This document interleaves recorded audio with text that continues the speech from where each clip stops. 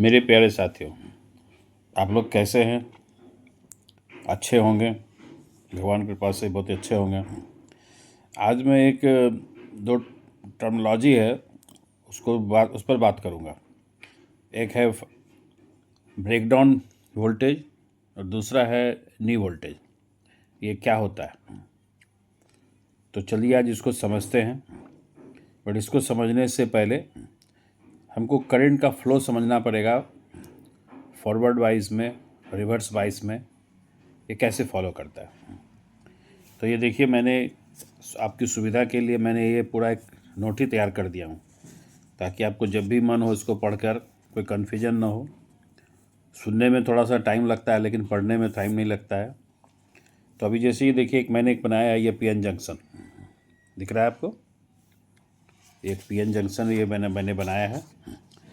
ये नेगेटिव, ये इलेक्ट्रॉन इधर पॉजिटिव, सॉरी इधर ये पॉजिटिव, इलेक्ट्रॉन इधर नेगेटिव, पीएन जंक्शन। इधर राइट है, इधर लेफ्ट है। ये बैटरी है, या इनपुट सोर्स भी बोल सकते हैं इसको, या मैं अभी बैटरी बोलूँ तो समझिए इनपुट सोर्स है, बैटरी भी है। तो ये देखिए, इधर नेगेटिव है, ये पॉजिटिव है।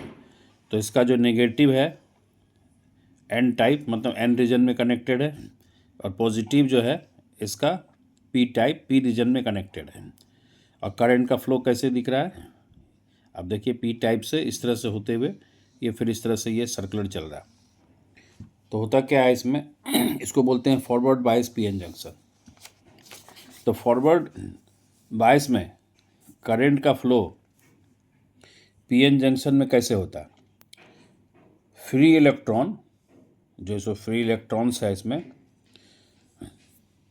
जो एन टाइप या रीजन में है, जो भी अगर इसमें अगर फ्री जो इलेक्ट्रॉन है जंक्शन के तरफ जाता है, ये तरफ होगा, जंक्शन की तरफ जाता है। ये इस तरफ जो इसमें जो फ्री इलेक्ट्रॉन होगा वो क्या होगा? जंक्शन, ये जंक्शन की तरफ जाएगा। और इसका मूव करने से पॉजिटिवली चार्ज आइटम रह जाता है। तो अगर इसमें से माइनस निकलेगा तो क्या होगा? इधर पॉजिटिव बच जाएगा, तो वही प्लस दिखाया मैं इधर, ये पॉजिटिव रह जाता है। चूँकि बैटरी का या इनपुट सोर्स जो भी बोलिए, निगेटिव टर्मिनल एन टाइप से कनेक्ट होता है। देखिए, एन टाइप से ही कनेक्ट होता है। तो और भी इलेक्ट्रॉन्स, ये जो निगेटिव है, तो इलेक्ट्रॉन क्या है? निगेटिवली चार्ज आइटम है वो। तो ये क्या होता है, इससे और बैटरी के निगेटिव टर्मिनल से एन रीजन में आ जाता है, और भी जितना भी इलेक्ट्रॉन्स है इससे फ्लो करता है नेगेटिव तरफ से। ठीक है ना? तो जब फ्री इलेक्ट्रॉन जंक्शन की तरफ जाता है, फ्री इलेक्ट्रॉन जंक्शन की तरफ जाता है इधर, तो क्या होता है? वैलेंस इलेक्ट्रॉन बन जाता है। वैलेंस इलेक्ट्रॉन कैसे बनता है? इधर से नेगेटिव गया, इसका पॉजिटिव इधर चार्ज आया, तो ये बैलेंस इलेक्ट्रॉन बन जाता है ना? पी रीजन के पॉजिटिव होल, उसका जो पॉजिटिव होल है वो क्या होता है? साथ मिलकर लेफ्ट से फ्लो करते हुए, इस तरह से फ्लो करते हुए बैटरी के क्या हुआ? पॉजिटिव में चला आता है। तो पी रीजन के पॉजिटिव होल के साथ मिलकर और लेफ्ट से फ्लो करते हुए बैटरी के पॉजिटिव टर्मिनल की तरफ जाता है। तो इसे स्टेप बाय स्टेप समझे तो ज़्यादा अच्छा रहेगा। इसको स्टेप बाय स्टेप में समझते हैं। जैसे फ्री इलेक्ट्रॉन बैटरी के निगेटिव टर्मिनल से एन रीजन में आता रहता है, और ये फ्री इलेक्ट्रॉन जंक्शन के तरफ जाता है। तो ये फ्री इलेक्ट्रॉन जो एन रीजन से ट्रैवल करता है, ये फ्री इलेक्ट्रॉन जो कि करंट होता है, इलेक्ट्रॉन क्या है? That is flow of current. क्या है? Flow of electron. तो ये करंट है, तो जो जंक्शन की तरफ जाता है। और तीसरा, जब ये फ्री इलेक्ट्रॉन जंक्शन के पास पहुंचता है तो पी रीजन के होल्स के साथ कंबाइन हो जाता है और वैलेंस इलेक्ट्रॉन बन जाता है। प्लस माइनस उसका मिलकर वैलेंस इलेक्ट्रॉन न्यूट्रलाइज हो जाता है वो एक तरह से। अब ये वैलेंस इलेक्ट्रॉन जो पी रीजन में ट्रैवल कर रहा है, और ये पी रीजन का करंट है। अब इसमें जो अगर ट्रैवल करेगा तो इसका करंट होगा ये इलेक्ट्रॉन। ठीक है? तो ये लेफ्ट से फ्लो करते हुए बैटरी के पॉजिटिव टर्मिनल पर आ जाता है। इसका मतलब क्या हुआ कि एन रीजन में करंट का कैरियर कौन है? करंट का कैरियर फ्री इलेक्ट्रॉन है, जबकि पी रीजन में करंट का कैरियर होल्स है। लेकिन ये जो बाहर से तार जो कनेक्टेड है वायर में, करंट का कैरियर फ्री इलेक्ट्रॉन है, ये चीज़ याद रखिएगा। ये फॉरवर्ड बाइस में पीएन जंक्शन, पी टाइप या रीजन जो बोलिए, बैटरी के पॉजिटिव टर्मिनल से, बैटरी का था ना लेफ्ट साइड इस तरह से प्लस और ये रहा माइनस, तो पॉजिटिव साइड, तो बैटरी के पॉजिटिव टर्मिनल से और एन टाइप या रीजन जो बोलिए बैटरी के निगेटिव टर्मिनल से, ये निगेटिव टर्मिनल से कनेक्ट होता है फॉरवर्ड बायस में। फॉरवर्ड बायस में क्या होता है, पी टाइप जो है, इधर पी है इधर एन है, पी जो है पॉजिटिव से और एन जो है निगेटिव से टर्मिनल से कनेक्ट होता है। इसके बीच का पोटेंशियल बैरियर बहुत ही कम होता है, देखे होंगे कि इसका पोटेंशियल जो बैरियर है बहुत कम होता है, ठीक है, या डिप्लेशन लेयर भी बोलते हैं इसको, ये बहुत ही कम होता है।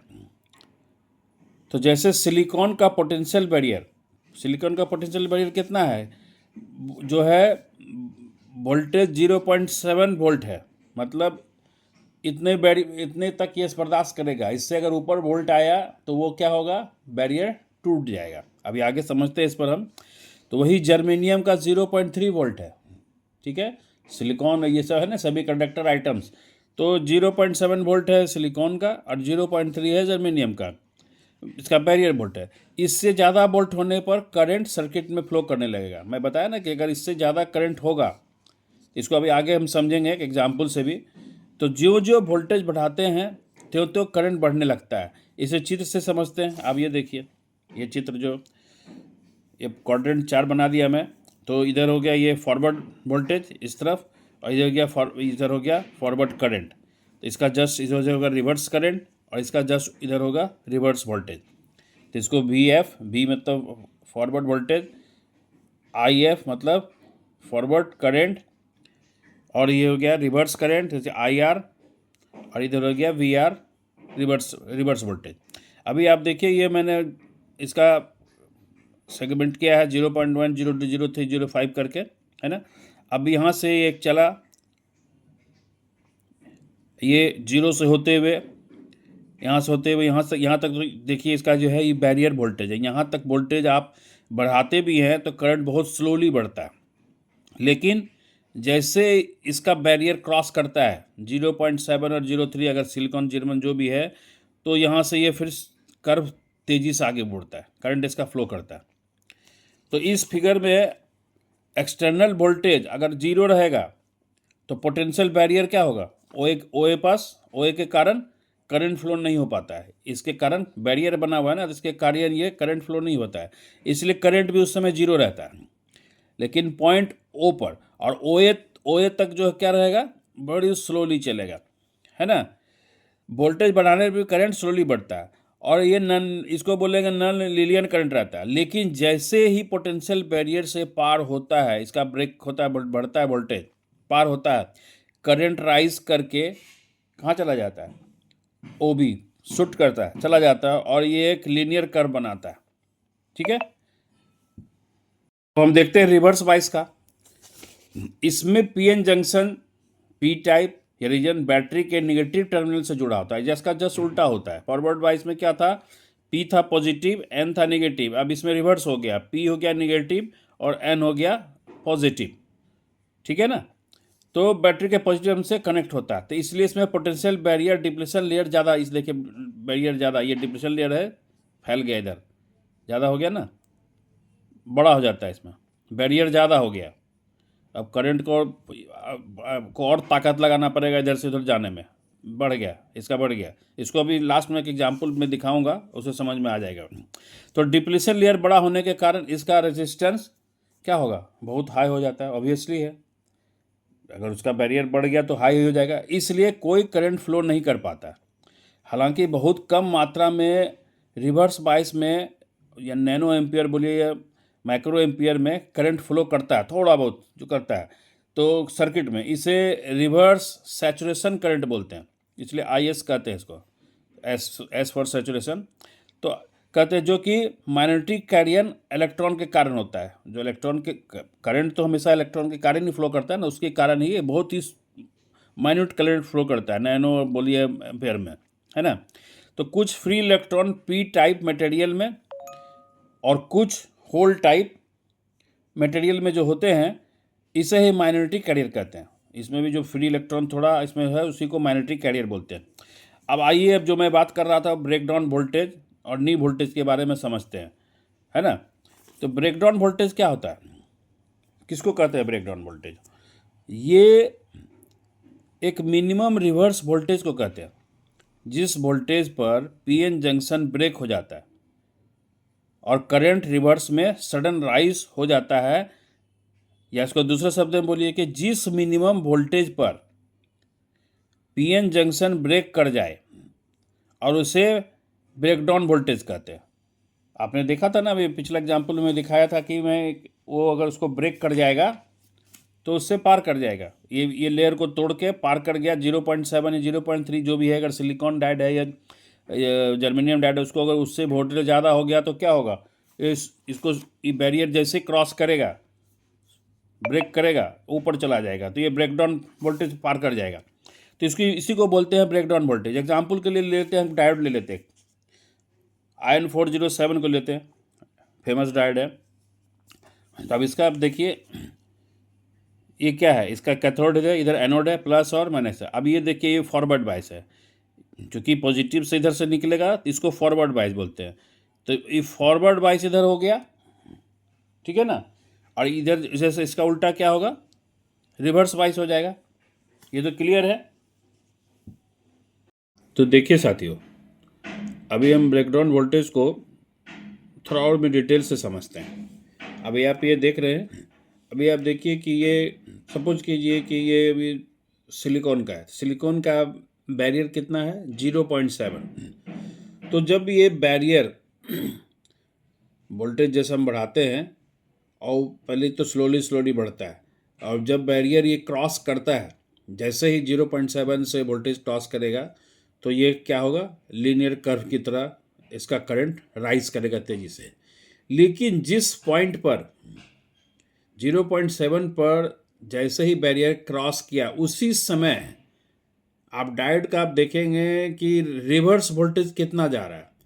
तो आप देखेंगे कि ये ब्रेकडाउन वोल्टेज इसका यहाँ पर है, इतना वोल्टेज। ऐसे तो सिलिकॉन का रिवर्स वोल्टेज डायोड का 1000 वोल्ट है, लेकिन एक एजम्पशन लेके जिस ब्रेकडाउन वोल्टेज पर मैंने बोला था कि ये टूट जाए, ये बैरियर जो है जिस वोल्टेज पर, जिस रिवर्स वोल्टेज पर ये टूट जाए, तो देखिए ये ब्रेकडाउन वोल्टेज क्या होता है, एक्चुअली ये रिवर्स वोल्टेज का ही है, बताता है इसको।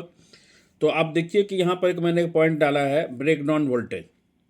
सपोज कीजिए कि IN 407 डायोड का 0.7 पर बैरियर टूटता है उसका, और जब उसका बैरियर टूटता है तो वहाँ से करंट राइज होता है। लेकिन जब 0.7 पर बैरियर टूटता है तो उस समय उसका रिवर्स वोल्टेज कितना गया था।